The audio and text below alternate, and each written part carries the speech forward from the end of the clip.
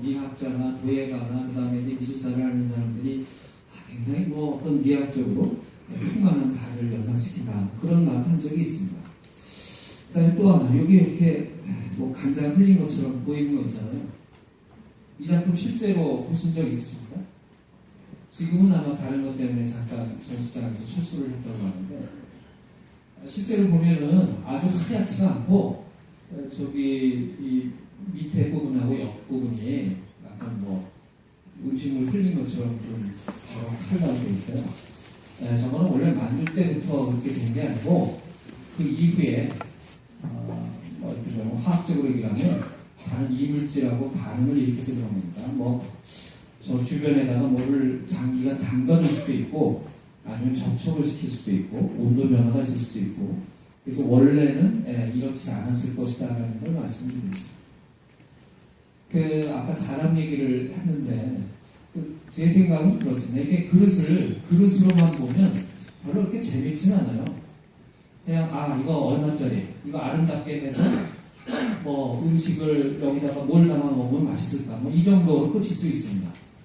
그런데 여기에 사람을 결부시키면 조금 상황은 굉장히 아기자기할 수도 있고 여러 가지 알레고리도 만들 수도 있고 거기서부터 그 시대를 또 이야기할 수도 있기 때문에 제 생각에는 항상 그릇을 보실 때는 누가 왜 만들었을까 그리고 궁극적으로 누가 이걸 어디에 쓰려고 자기가 소장을 했을까 그리고 그 시대 사람들은 이걸 통해서 뭘 느꼈을까 그렇게 자꾸만 사람하고 결부를 시키시면 그러면 이게 단순한 사금팔이 조각이 아니고 그냥 단순한 이 점토가 아니고 이건 그 시대 사람들을 만날 수 있구나 이렇게 생각하실 수 있습니다. 혹시 도예가 내지는 작가분 계세요? 도자기 작가 안 계세요? 사전에 알고 있어요. 제가 마음껏 얘기를 할 때는 요거 지금 뭐 하는 장면인지 아세요? 반죽하는 거. 성형할 때 저 형태가 이렇게 꼬막처럼 생겼다고 해서 반죽할 때 꼬막 민다고 그러거든요. 그 모양입니다. 이거 모르시는 거 보니까 한 번도 안 만들어 보신 것 같은데.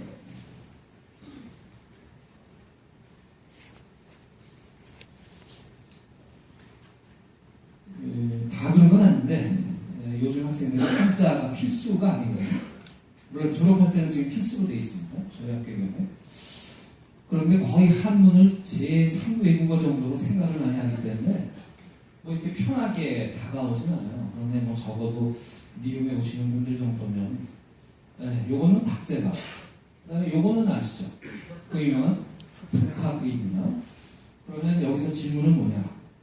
여기서 북은 어디를 가리키겠습니까? 북조선은 아닙니다. 중국. 그 당시에 청나라입니다. 박제가 살았던 시대는 정조 말, 그 다음에 순조 초년이니까 18세기 말에서 이제 19세기 초반의 사람입니다. 그리고 그 시대에 청나라의 수도, 지금의 베이징인 연경을 가서 여러 가지 새로운 문물을 보기도 하고 본인이 골동이나 이런 걸 사오기도 합니다. 그래서 이 조선에 대해서 여러 가지 비교가 되는 거예요. 그래서 그러한 여러 가지 비판적인 이야기, 그 다음에 건설적인 이야기들을 써서 남긴 책 이름이 바로 북학의입니다. 그리고 그 중에서도 도자기 편이 있습니다. 근데 그 도자기 편에 대해서 뭐라고 썼느냐? 이게 청화백자면 청화백자, 백자 여러 가지를 다 비교를 해서 쭉쭉 썼는데 물론 우리의 좋은 면도 있지만 박제가 있는 조금 더 우리가 잘할 수 있는데 조선이 여기서 더 발전을 해야 되는데 그러한 측면에서 얘기를 합니다. 이게 우리가 청나라에 비해서 이렇게 도자기를 못 만들지 더 잘 만들 수 있을 텐데 그러면서 이러한 말을 씁니다. 도자기 하나 못 만드는데 나라가 이게 잘 될 수가 있나? 근데 이제 여기서 한 가지 말씀드리는 건 이 시대는 18세기 말의 경우입니다. 영조 시대를 지나서 이제 정조 시대 말로 이제 들어가면 뭔가 더 새로운 걸 보여줘야 되는데 거기서 멈추는 거예요. 근데 사실은 오늘 주로 이야기 드릴 이 다랑아리는 이때부터 뭔가 새로운 게 이전과 다른 뭐 여러 가지 새로운 게 나타나던 시기였고 그 시기가 끝나고 나서 또 다른 새로움이 드러나지 않은 것에 대한 안타까움을 이야기한 거라고 생각하시면 됩니다. 그러면은 이 정조 때의 대표적인 도자기 중에 하나가 바로 이러한 간성에 있는 그 청아, 철화, 이 동화 이 세 가지 칼날을 쓴 그 병입니다. 그 박재관을 비롯한 많은 사람들이 조선 후기에 이 청나라를 갖다 놨던 우리 4대 문화의 선비들이 느낀 것 중에 하나가 중국 요리집 가면은 알록달록한 그릇들 있잖아요.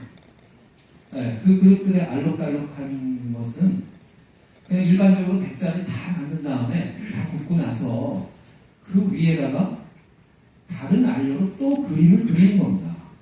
그리고 나서 한 번을 더 구워요. 네, 그걸 그 한자어로는 윗삼자를 써가지고 상회라고 하고 영어로는 오버글레이즈라고 하는데 조선은 처음부터 끝까지 20세기까지 그 오버글레이즈를 단 한 번도 만든 적이 없습니다. 그리고 가장 조선에서 멋을 부린 그릇 중에 하나가 바로 이 그릇입니다. 세 개의 그 언더글레이즈, 그러니까 유화로 청화를 발라서 그림을 그리고 철화를 하기도 하고, 그러니까 애초부터 조선에서 멋을 부린다는 그 개념은 굉장히 제한적일 수도 있고 어떤 소박하고 검소한 것에서 크게 벗어나지를 않습니다. 어떻게 보면은 뭐 한 번 하면 그냥 끝까지 안 하는 거하고 비슷한 겁니다. 목차는 이런데 지금 제 생각에 11시까지 조선시대 전반적인 얘기를 드리고 무조건 11시가 되면 다랑아리 쪽으로 넘어가겠습니다. 그리고 다랑아리의 뭐 어떤 혁신적인 거를 이야기를 하려면 그래도 이 도자기의 기본적인 걸 알아야 다랑아리에 대한 몇 가지 문제를 해결할 수가 있거든요. 일단 도자기는 도기 플러스 자기입니다. 그리고 도기와 자기는 여러 가지로 다릅니다. 뭐가 다르냐? 1번. 당연히 흙이 다르죠. 그 다음에 흙이 다르고 두 번째는 굽는 온도가 다릅니다. 네, 그 다음에 뭐 세 번째로는 장식이나 여러 가지가 당연히 다르겠죠. 굽는 온도도 다르고 흙이 다르니까. 쉽게 얘기하면 이제 그런 겁니다. 백자, 조선시대에 백자를 만들고 싶다. 내가 다랑아리를 한번 재현을 해보겠다. 필생의 업으로. 그러면 제일 먼저 하셔야 될 일은 흙을 구하셔야 되잖아요. 그럼 조선시대 때 다랑아리를 만들었던 흙, 백자 흙, 문헌을 찾아봐야 되지 않겠습니까? 도대체 어디에서 이걸 캐가지고 왔나? 일단 강원도 양구가 문헌에 등장합니다. 그 다음에 경상도 진주로 또 가셔야 됩니다. 그리고 또 어디 가셔야 되나? 경력 광주 쪽에 또 막 파헤치셔야 됩니다. 그런데 지난 시간에 고려청자 배우셨잖아요. 그러면 고려청자를 만들기 위해서는 둘 중에 하나만 보십시오. 산으로 가야 될까? 논으로 가야 될까? 눈. 그러니까 분명하게 하시는 문제입니다. 틀리셔도 돼요. 괜찮습니다. 정답은 뭐냐면 조선시대 백자를 만들고 싶다. 예, 그럼 무조건 산 꼭대기로 가셔야 됩니다. 바위 덩어리를 갖고 와야 돼요. 그런데 고려시대 청자나 도청상에는 산 맨 밑이나 못바닥 흙을 써야 됩니다. 흙 자체가 다릅니다. 그런데 이런 뭐 통실하시대 도기나 옛날 토기는 거기서부터 한참 떨어진 바닷가 흙도 되고 뭐도 되고 다 됩니다. 그 얘기가 뭐냐면 흙 자체가 더 단단하고 높은 온도로 구워도 견딜 수 있어야 된다는 겁니다. 이거는 이제 전반적으로 그릇의 발달사하고 이제 맞물리는 겁니다. 그래서 결론적으로 무슨 얘기냐면 이게 자기라는 거는 동서양이 다 동의를 해요. 그런데 문제는 여기는 그게 없지만 고려청자 같으면 서양인의 눈에 그게 자기다 아니다. 제가 이렇게 물어보면 답은 아니다. 아닌 겁니다. 네, 그럼 왜 아니겠습니까? 서양에서의 자기는 반드시 태포가 하얘야 돼요. 네, 포슬린이라는 영어 단어에 이 원어를 찾아보면 포르셀리니우스라고 조개 껍데기입니다. 하얘야 돼요. 그래서 서양인들의 눈에는 청자는 자기가 아니에요. 동아시아에서만 그건 자기입니다.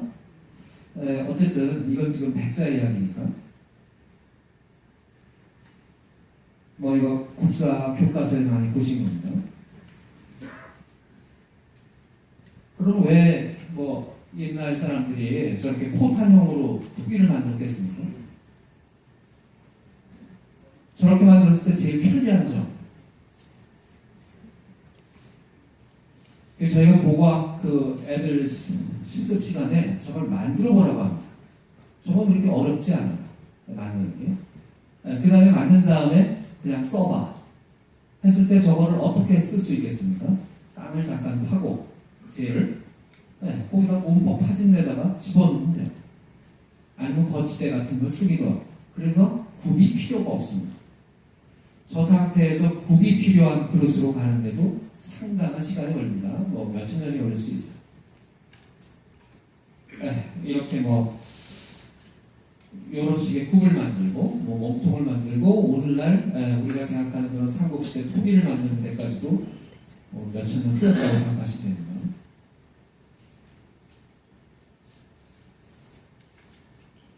그 다음에 뭐 이제 스톤웨어에 해당하는 게 저런 석기, 그 다음에 이제 뭐 토시라 시대 토기하고 사실은 고려 청자 일부도 스톤웨어라고 부르기도 합니다. 아니 뭐 다른 영어로 쌀라돈이라고 부르기도 하는데 요거는 뭐 여담이긴 하지만 여기 꽃갈 모자 보이시죠?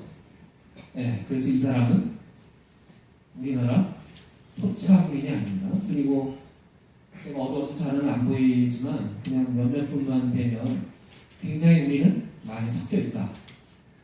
남북방, 그 다음에 뭐 저쪽 동남아, 일본, 그리고 뭐 러시아, 몽골 해가지고 어떻게 보면은 우리처럼 많이 잘 섞인 나라도 없어요.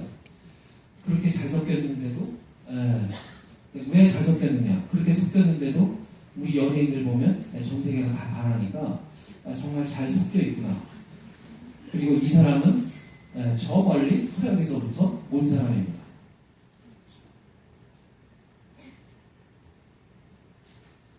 그 드레밀 포슬린에 해당하는 게 바로 조선 백자입니다.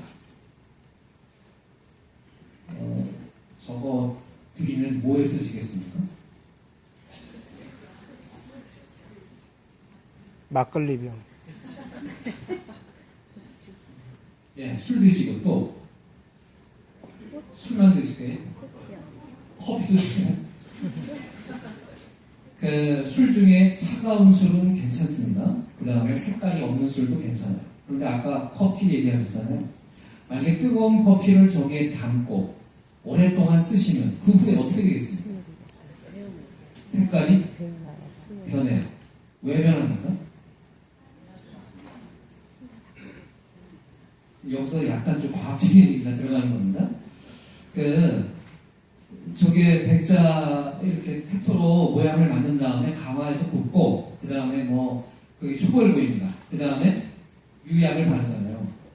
그러면서 한 번을 더 굽습니다. 그런데 저 유약은 유리질이거든요. 그래서 온도를 가하면 유약의 표면이 약간 벌어지게 돼 있습니다. 그래서 커피 뜨끈뜨끈한 거 막 80도에서 90도 정도 돼요. 정말 뜨거운 건. 그걸 저기다 부으면 유약의 표면이 벌어지게 돼 있습니다. 그리고 그 안으로 스며들게 돼 있어요. 그리고 다시 식히면 닫힙니다. 아니 그게 눈으로 보이느냐? 눈으로 안 보여요. 그게 어떻게 보이겠습니까? 그런데 현미경이나 여러 가지 시험 관찰을 해보면 실제로 그렇게 돼 있습니다. 여러분들이 차 많이 드시잖아요. 차 드실 때 뜨거운 차를 계속해서 백자 잔에 붓고 그걸 드시면 한 차를 드시면 나중에 막 시커매져요. 근데 겉에서는 멀쩡해요. 왜 그러느냐? 유약이 벌어지게 돼 있습니다. 뜨거운 온도 차이가 생기면. 그래서 그 부분으로 스며들게 돼 있습니다. 그 다음에 여기는 뭐 조선시대의 경우에는 술도 마시고 차도 마시고 그 다음에 뭐 물도 뭐 저기다가 뭐 같이 먹었겠죠. 근데 재미있는 건 이 형태는 각 시기별로 다 달라진다는 겁니다. 저건 조선 초기 거고요. 나중에 17세기 가면 18세기 가면 목이 길어지게 돼 있습니다. 그럼 왜 그럴까? 취향이 바뀌는 겁니다. 지금 지금 하고 계신 헤어스타일하고 10년 전 사진하고 비교를 해보시면 내가 왜 10년 전에 이렇게 살았을까 막 다 고민하잖아요. 고민 안 하시는 분들도 있는데 거의 못 봤습니다. 그리고 뭐 사실 아는 친구의 와이프가 미스코리아 출신인데 거기도 만날 때마다 자기가 촌스럽다고 막 그래요. 그럼 이제 옆에 있는 다른 와이프들이 할 말이 없습니다. 그 다음부터.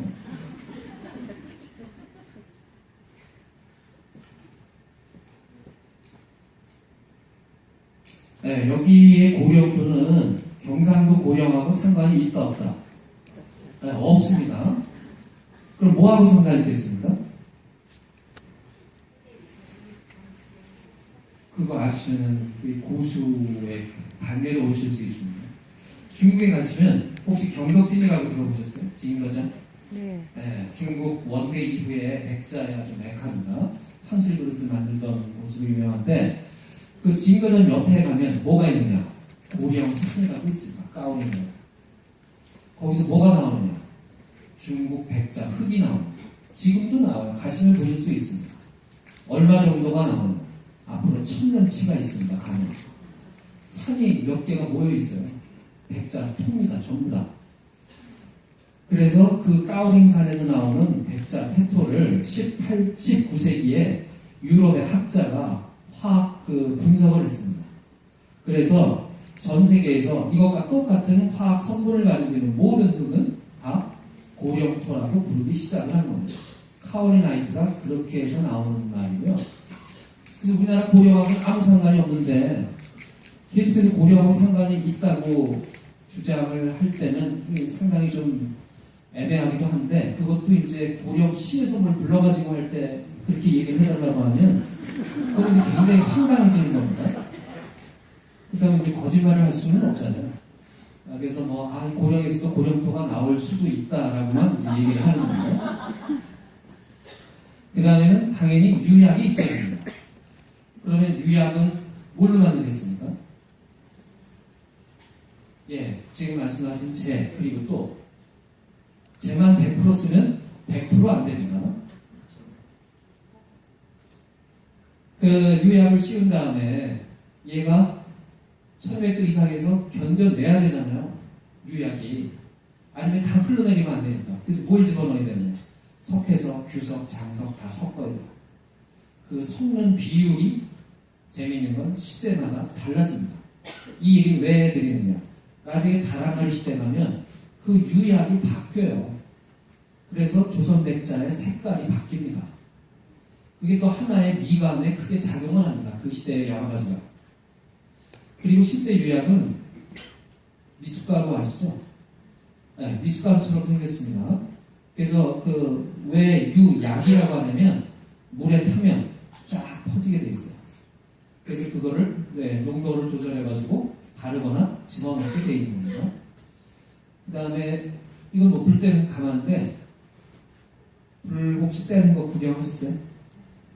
아, 보셨어요? 그 불 뗄 때 온도는 어떻게 재면됩니까?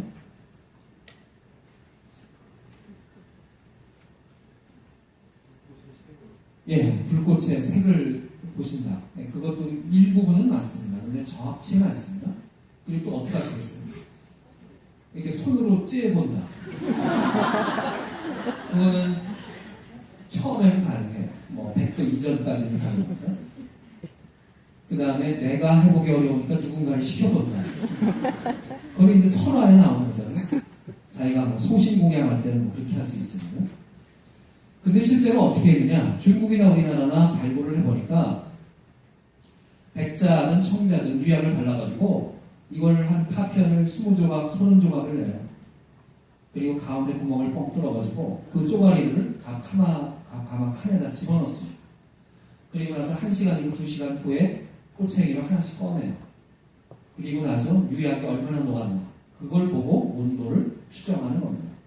지금도 그렇게 합니다. 아니 지금도 그렇게 하는 자는 어떻게 하냐. 가서 보시면 돼요. 근데 문제는 저거를 실제로 떼는 곳이 오늘날 많지가 않습니다. 서울 경기 주변에는 거의 없고요. 문경이나 그 다음에 저쪽 양산 쪽으로 좀 가셔야 몇 군데 남아있고요. 안타깝지만 뭐 여러 가지 그 인건비나 연료비가 워낙 많이 되니까 그렇게 해서 이제 불을 떼게 되는 거고, 그 다음에 또 한 가지 더 말씀드리면, 이건 뭐 청자 먼저 말씀드릴게요. 청자는 왜 푸른색을 띱니까? 예? 혹시 지난 시간에 들으셨어요? 안 들으셔도 괜찮습니다. 그냥 뭐 평소의 상식으로 자제분, 그 다음에 뭐 조카, 손주, 손녀들이 이런 질문을 했다. 뭐 어떻게 하시겠어요? 빨리 대답이 안 나오면 얘네가 스마트폰을 검색을 하기 시작해요. 근데 그 스마트폰에 제대로 된 답도 있긴 하지만 전혀 뭐 말도 안 되는 답도 많아요. 청자는 왜 푸른색을 띨까? 그게 모든 금속은 산화와 환원일 때 색깔이 다릅니다. 선생님들이 열받으실 때와 평온하실 때 얼굴빛이 다르시잖아요. 그거하고 똑같습니다. 금속은 다 색깔을 띠게 되어 있습니다. 산화라고 하는 거는 가령 철이 녹슬면 그게 산화입니다. 산소와 결합을 하니까. 그럼 색깔이 어떻게 되느냐? 검푸르죽죽 뭐 이런 색깔이 되는데, 문제는 이 철이 환원이 되면 색깔이 푸른색이 되는 겁니다. 그래서 청자가 푸른 거예요.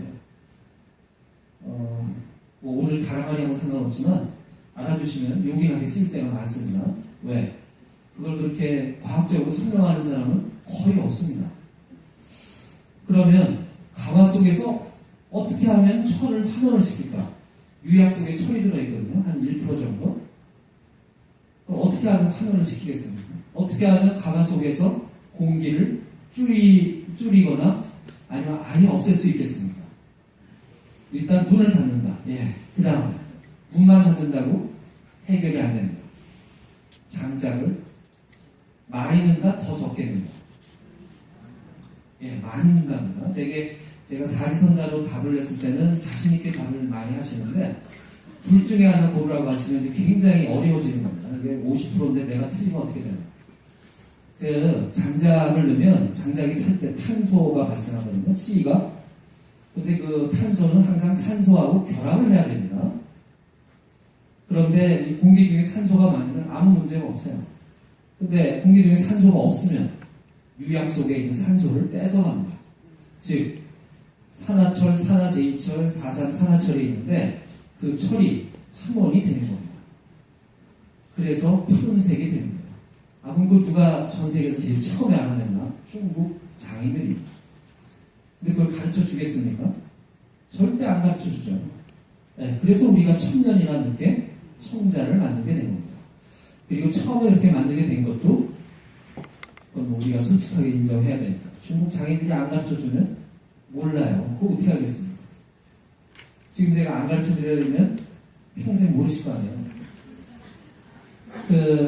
아까 말씀드린 것처럼 우리나라에 고령도가 나옵니다. 근데 경상도 고령하고만 상관이 없다. 뭐 그렇게 아시면 돼요.